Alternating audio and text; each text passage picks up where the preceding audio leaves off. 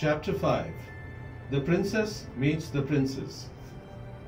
While Roopali talked to the ordinary guests, out of the corners of her eyes she espied several of the rose-buttoned gentlemen, and as she looked at them she quickly made some assessments.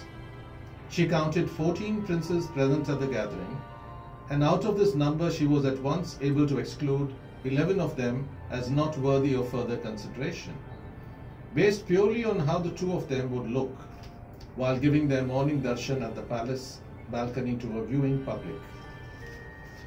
Thus the princes who were shorter than her, or the same height as she was, were immediately rejected. And here it should be noted that the princess was of above average height. Although she possessed a singularly unprejudiced temperament and did not judge people based on their looks or appearance, the princess had a strong sense of royal propriety. She wanted a man who stood at least a couple of inches further away from the ground than she did. And she also wanted someone who was not too fat. Some of the princes did not meet with these simple requirements. The princess was clear that while good looks were not very important, equally they were not unimportant, and given the choice, she would not accept a short or corpulent partner. Quite often people assume that princes and princesses are bound to be good-looking people, but they are very wrong in their assumption. Anyone closely connected with royalty knows that there are ugly princes, short princesses, princes who are scarred, and princesses who lisp. God and nature have not made any special provision for princes and princesses that might make them in any way more appealing or attractive as human beings than the rest of us. Indeed, it would be fair to say that often they appear to be below average in terms of their physical and mental accomplishments. Thus, based purely on certain basic physical requirements, and the princess was not at all demanding, there were only 3 princes who merited further consideration. There was, of course, the missing prince whom she had not as yet been able to spot. No matter, she would spot him sooner or later. Meanwhile, she resolved to attend rapidly to the 11 gentlemen she decided were ineligible, by granting them between 30 seconds to 2 minutes each of her time, so that she would have more time for those whom she deemed worthy of greater consideration. The short and portly prince from Ichabad, whom Princess Roopali approached first, flattered himself that he had been first chosen because the princess was drawn to him most of all. His broad smile vanished, and his face lost color. However, when in the middle of his lengthy self-introduction that was full of self-praise, the princess quickly excused herself and went over to a slender but equally short prince who was the heir apparent to the kingdom of Sharpabad. The princess was more patient with the prince of Sharpabad because he was an interesting man and was able to talk well. She gave him all of 2 minutes, the maximum time allotted by her to those princes she deemed not worthy of her. She broke away from him rather apologetically, even though his conversation and a story he had begun to tell her was absolutely fascinating, as she had already concluded that he did not meet with her minimum height requirement. This prince had in fact rehearsed his speech for several weeks until he was absolutely sure that what he said would rivet her attention to him. The other 9 princes each received short shrift, for the princess went through all of them all remorselessly the way she rapidly prepared her colors. She would hold forth her hand to them to kiss during the introduction, and then barely a minute later each was dismissed and sent to sulk in the corner. Of course, some of the princes pretended it didn't matter, that the princess did not see fit to speak longer with them, and others fervently hoped that she would return to them a little while later to engage more fully with them. This was certainly with the Prince of Sharpabad, who was convinced that the princess would come back to him to find out the end of the tale of suspense he had begun telling her. Unfortunately for him, the princess was too strong-willed to be held by tall tales from short suitors. Moreover, she had already managed to guess the end. Chapter 6. Prince Pan from Panidad. Having finished her obligatory interaction with the princess already deemed unsuitable, the princess instructed a waiter to carry refreshments for two white-haired venerable citizens who stood empty-handed. Then she stopped at Prince number 12, Prince Pan, the Prince of Panidad.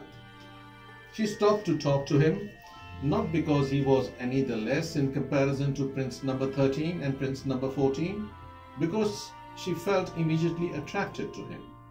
He was handsome, well-built, and carried a courteous air of sincerity about him. Panidad was not a big kingdom in comparison to, say, Akkabad or even Sharifabad, but the princess was not seeking a marriage of empires. Her own kingdom was the largest in the region, and she felt no need to join hands with someone simply because their family ruled over a large territory. Prince Pan, on his part, had secretly loved the princess for a long time, and was therefore delighted beyond words that she spent more time with him than she had until then spent with any other prince. He took this to be a sign of her interest in him, which indeed it was. Prince Pan spoke to Roopali concerning some of his ideas about how a ruler should reign, including what should be done about the dreaded menace of the current spate of robberies being undertaken by bearded gangs. Although she found some of his ideas impractical, she was nonetheless impressed. Conscious that time was running on and that she had 2 or perhaps 3 more princes to attend to, she took her leave from Prince Pan with a twinge of regret and hurried on. He is the one, she thought. I'm sure he is the one. I will come back to him, she determined, once I'm done with the rest of them.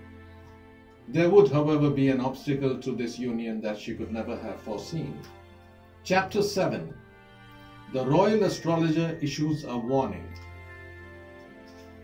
She advanced in the direction of Prince number 13, who was Prince Ash of Ashkabad, when she was stopped midway towards him by an elderly gentleman dressed in robes, with signs of the moon and stars painted on them. She recognized him immediately as the court's royal astrologer. Pandit Shiv Shankar was well known throughout the kingdom for his ability to forecast future events, and she was certain that, being fully aware of the limited time at her disposal, he could have stopped her only for a good reason. My dear, he began, I am so sorry to interrupt your movements even briefly, and I see you have been quite taken up with Prince Pan. The princess's eyes flashed fire at him for this invasion of her privacy, but the Pandit held up his wrinkled hands to remonstrate with her. Forgive me, my dear, he said. I would not take the liberty of speaking to you like this, were it not for the fact that your parents, the king and queen, thought fit to consult me as to the astrological compatibility of all 15 princes with your royal highness. And, said the princess, who was unaware that her parents had consulted with the royal astrologer, although now that she came to think of it, it made perfect sense that they would wish to do so out of concern for the future happiness of their beloved daughter. And my dear, continued the old man, I have to say that I have matched the charts, and there is absolutely no problem in you marrying any of the princes assembled here today, with the single exception of... Yes, said the princess apprehensively. Prince Pan, my dear, said the old sage. It is my duty to advise you against considering him as a possible husband, for if you marry, either he or you is sure to die within 1 year of so doing. Oh, exclaimed the princess. She was momentarily stunned, but recovered after a few moments. She held the astrologer in high regard, and she knew that her father, the king, had immense faith in the old man. If such were the astrological forecast, despite her own personal doubts about whether anyone could tell the future by looking at the stars, she would transfer Prince Pan's candidature from the eligible to the ineligible category.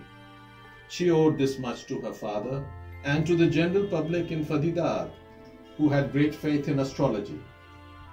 "It's not a problem, Pandit Shankar," she said politely, but was at once struck by a new thought.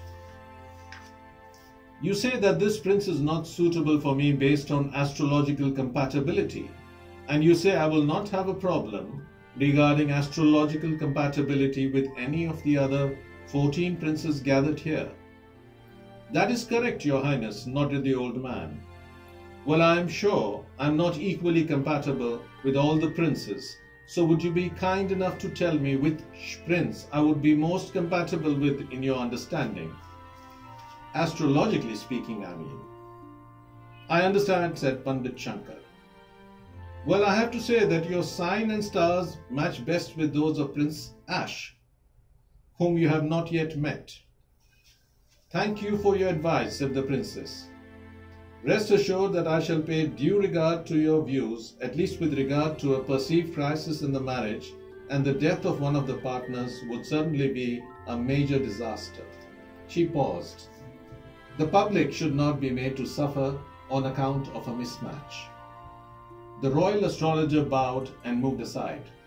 The princess was upset at this turn of events, but she tried her best to hide her feelings and moved on steadfastly. Would she find a prince amongst those whom she had not yet met, who would be at least of the caliber of Prince Pan? And if she didn't, would she then not be forced to say that she had not found anyone suitable? For now she could not settle for anyone whose personal appearance and qualities did not equal the profile of Prince Pan, even if their horoscopes matched perfectly. Chapter 8. The bearded prince annoys the princess. Having decided to reject Prince Pan in line with the advice of the royal astrologer, our somewhat dejected princess walked towards Prince 13, or rather Prince Ash, when she suddenly noticed Prince 15, whose name was Prince Regis. He was dressed as a prince, but instead of a red rose, he wore a blue rose in his buttonhole, which was probably why the princess was unable to spot him until now, because she had been looking for a red rose. Moreover, Prince Regis, the Prince of Nawababad, wore a blue tunic, her favorite color. The dark Prussian blue rose in his buttonhole of his stylish blue tunic made the prince stand out amongst all the other princes. She now realized that he had been watching her interaction with the royal astrologer with an amused expression on his face, and for some reason this angered her. But the reason why she immediately knew that this prince was not for her was because he sported a beard. It was not a full beard, but covered his chin completely. She was reminded at once of the bearded villains spreading unrest and disquiet throughout the civilized world, and she thought that the prince displayed remarkable insensitivity to the feelings of those traumatized by the actions of those hooligans.